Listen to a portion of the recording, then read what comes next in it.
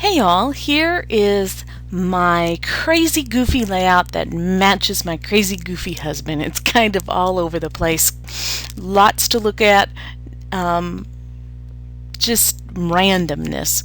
And I think you can spot right away the technique that we're going to be doing for this Course 2 lesson. And as you know, if you've hung around me enough, you know I love wine and visiting wineries. And so I have on this layout a few wine glasses filled with text. And now there's a really neat website out there that we're going to be utilizing for this. And if hopefully when you come to watch this lesson, I'm going to show you the website. It is still active. It's been active for quite a while, so I think it's going to be around for a while. If it's not still available or something like it is still not available, well then you're going to have to fill this up with random varying colors of text. You see this one even has enjoy between the words wine, and it's just random every direction. And I guess you could create a new layer of text and turn it and manipulate it and make it larger and make it smaller and fill it all up, but hopefully this website's still around. If not, well, I apologize, and you'll have to figure it out the hard way, or maybe somebody can give you a tip of a new website. But anyway, that's what we're doing, is we are making a shape and we are filling it up. Let's go ahead and make this stuff invisible so I can dissect it and show you how I did this. It's not too hard. Of course, we're going to be utilizing some of the skills from previous lessons. I like it just like that. I think, a little text over here about how I love hubby or something, and I could put that up on the wall. Hey, I might just do that. Surprising. Put I love you over there. Yeah, I might just do that. Okay, so let's turn these layers off. And I have my wine glasses extracted here. I'm going to go ahead and duplicate this layer so I can take off the mask, just so I can show you where I started from. So here's my photo. It was actually earlier in the day at a different winery, but I was trying to find some photos that had a finite shape that I could fill with text. And of course, you often think of bodies of a person standing there and an outline of the shape of a person in some fun way with their arms out and their feet out, or jumping, or I was even looking at photos of my husband on a horse, and the horse would have been filled in. But it's got to be something chunky enough that'll contain text yet definable as a shape. So find a photo that has something like that. Make sure whatever you're doing applies to the theme of your layout.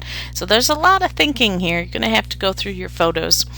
And then once you got your photo in here, click the layer mask icon. Remember, black reveals, white conceals.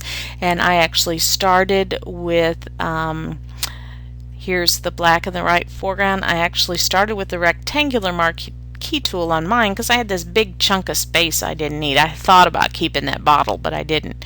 Hit Alt backspace to fill it in with the foreground color, and hit Alt backspace over here and up here. And then I got my polygonal lasso tool and just started. Of course, I was zoomed in, going a little bit closer and, better. But I went around. I just goofed there. But Alt backspace, I got a little chunk out of my glass there. But I just kept going until I had it extracted. Of course, I have plenty of other extraction tutorials here at Hummy's World, earlier in Course 2, and so use the skills you've been learning all along. I know we've reinforced it several times to extract your image.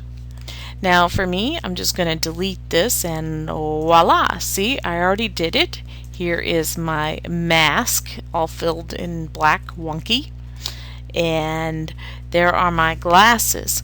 And next, what I did, you can do this whatever way you can think of, because you know there's always a zillion ways to do something in Photoshop and Photoshop Elements.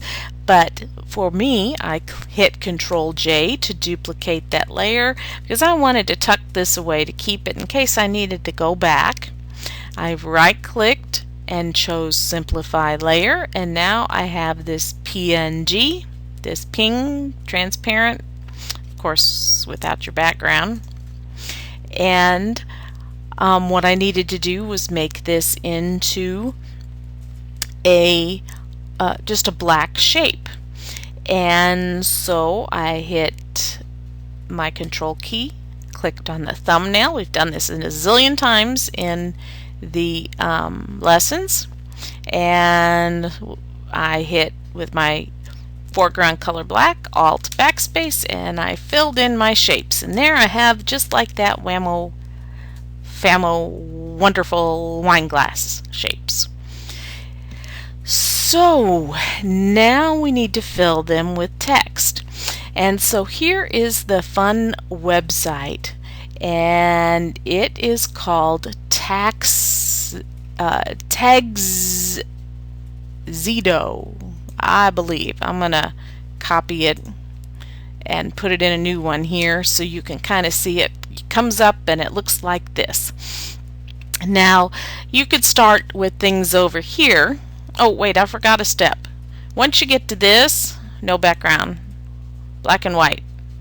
Do a file, save as, and save it as a JPEG. Or a PSD I think works too, but JPEG is what I used. And yes, it'll fill the background in white, that's fine. But save that as a JPEG. And then come back to here. And you see you can use your Twitter ID to create these if you want.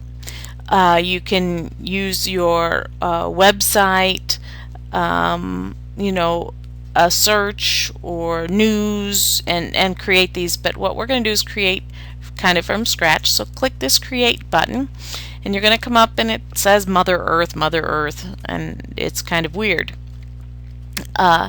Then what you want to do is you want to hit load, and down here as you're going to type some text in here all about great wineries and relaxing and a bunch of applicable words.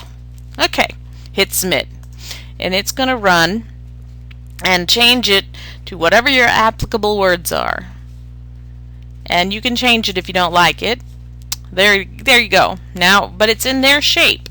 And so what you want to do is hit shape. And now this says add image down here, Pro, free while in beta. Well, it's been in beta for a long time. So hopefully it will remain in beta. And after this is all done and you download, there's an option to click to support the site. You may want to do that. I don't know. You could choose one of their shapes. Their shapes are always going to be free. But you could click here and, you know, navigate to your image and upload it. And after you do that, it's going to change into your shape just like this. Isn't that cool? When you go over it, the words, they kind of pop up. That's kind of wild and crazy and fun. If you save this and share it online, yeah. So then when you're done with that, you can change the color, but I went in here to the themes and I forgot which one I have. It doesn't matter anymore. I'll just say, see, click around and you can choose any variety. They got a zillion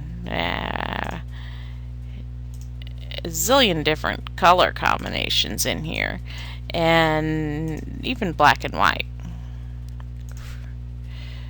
So that one's kind of cool one there. Or you can just click here and they will randomly generate it.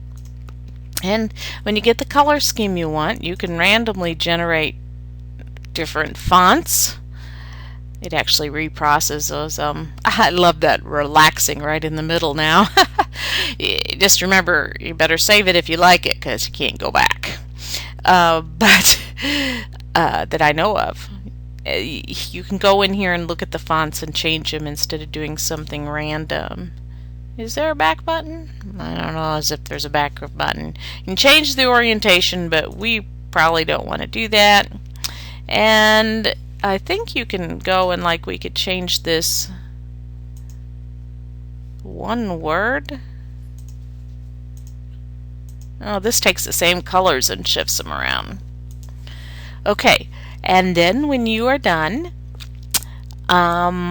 you can hit Save Share, and you can save it as a JPEG or a PNG. I found they both look the same. They both filled in with the background. The PNG really wasn't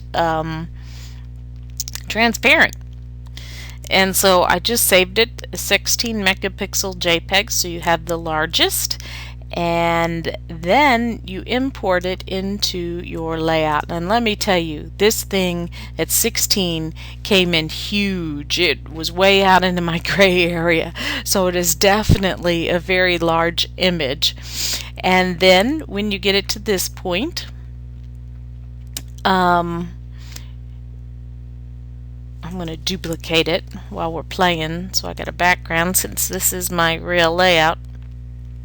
And you're going to put it over your black and Control G, or hold down your Alt key and click in between the layers to get that icon and group it however you want to group it.